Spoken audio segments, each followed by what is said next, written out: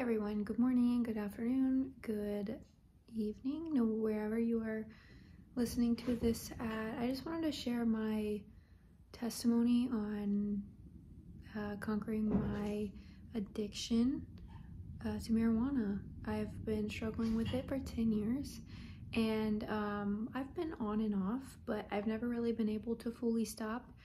And the past 2 years, a little over 2 years, I actually haven't gone one day without smoking. So it's been really challenging for me because it's been something that I could not get off my mind and just kind of ruled my life, and I didn't necessarily have control over. And not that I have anything against marijuana, but for me it was just the addiction, like the spirit of addiction that was taking over my life. Like I'd wake up and think about it, go to bed and think about it. I would leave events because I just wanted to smoke, and so it was ruling my life, and I really didn't like it. I wanted to be able to live my life freely and just, you know, go a day without feeling like I had to do it. And so I started praying and asking if God could just reveal to me like why I feel like I need it so much in my life, or like if I truly do need it in my life, or how it's affecting me. And so this is pretty interesting. So I started praying, and I've been praying for it about a few weeks, and I was still smoking during that time. And then last weekend, actually Friday, was when I was like struggling because I wanted to keep smoking, but I wanted to also stop. It was like a battle in my head. And so I said, God, can you just reveal to me if this has any benefit to me? Because I see these studies that say it's good for you, but then, you know, and all these people do it, but then on the inside there's a voice telling me that I don't need it. So that Saturday I actually ended up in the hospital because of an extreme panic attack.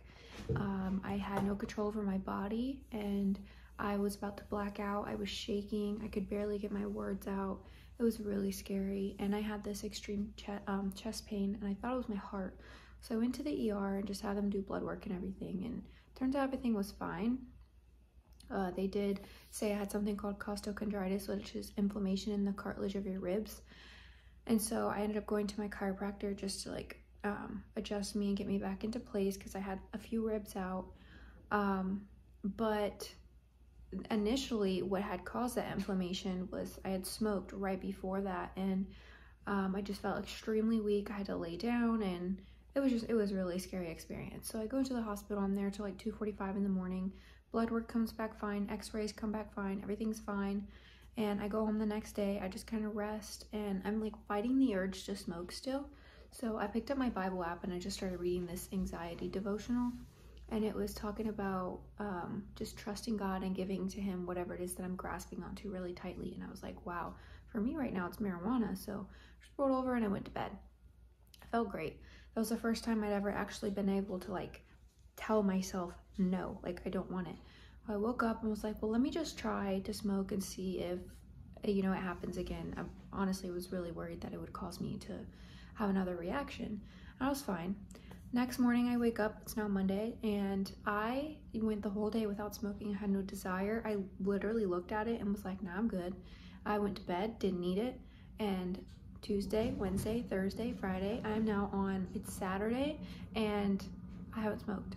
And it's such a good feeling. Like it's different because I can't really say it was me, because I've tried over the years so many times to stop smoking and it hasn't stayed consistent. I always go right back to it. But I've never been able to look at it and be like, I actually don't want you. Like, I'd rather be sober right now. Sober seems so nice. Why would I want to be high and like zoned out right now?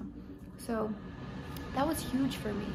And I ended up going back and looking at my hospital records just to kind of look over everything. And weirdly enough, like, this is really crazy, you guys. I had went to the hospital on the same exact day 2 years ago. So this year I went on November 30th. 2 years ago, I went on November 30th for the same exact thing because I also had a panic attack and was struggling to stop smoking. And so I smoked and had a panic attack. I went to the hospital. I got the same information, the same answers. And for me, I felt like that was confirmation from God, because I've been praying about it, and I was like, just show me what it's doing to my life, where it could lead me, you know, why I should stop. And I was just, when all that happened, I'm like, I can't even deny that. That just seems so real. It seems like a legitimate answer. And in the past too, I've asked God to reveal to me There's actually been a specific event where I was in my car and I was praying and I was crying because it really had a stronghold on my life. And I was like, God, just give me a sign to stop smoking, just anything. And I looked to my left and I was right by a fire station. They had an automated board. The automated board literally said, stop smoking. So, I mean, God is clearly communicating to me and giving me and telling me what I want to hear. It's just, it's a matter of wanting to accept the fact that that's his way of communicating. Like, he's just telling me, stop smoking. And then that happened to me at the hospital, and I'm just like, I can't deny that there's any connection, because I literally was in the hospital 2 years ago on the same exact day for the same exact thing.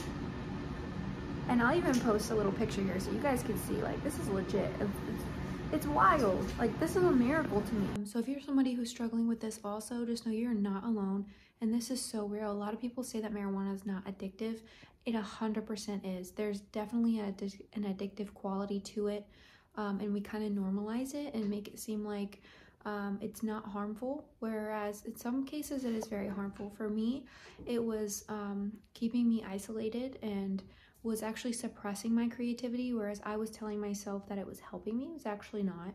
It was depressing me, and because I was already in a depressive state, so it was just keeping me isolated and a more social anxiety, so I had a harder time like connecting with people or talking to people, and I didn't really want to go do anything because I just wanted to go home and smoke and be in my lonesome, which, you know, there's definitely times for that, but for me it was just over consuming and it was becoming a problem. All that to say, you can do hard things. You absolutely can.